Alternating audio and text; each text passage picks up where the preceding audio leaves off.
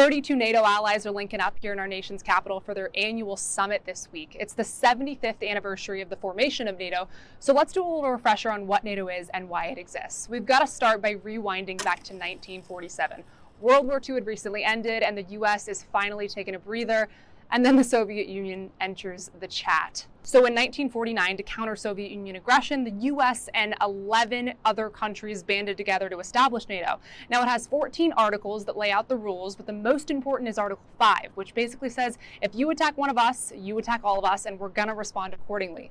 Now NATO has 32 members and could continue growing, but they don't just let anybody in. You've got to meet some certain political and economic criteria. Like, for starters, you have to have a functioning democracy, you have to treat minority populations in your country well, and you have to allocate at least 2% of your GDP to your defense budget.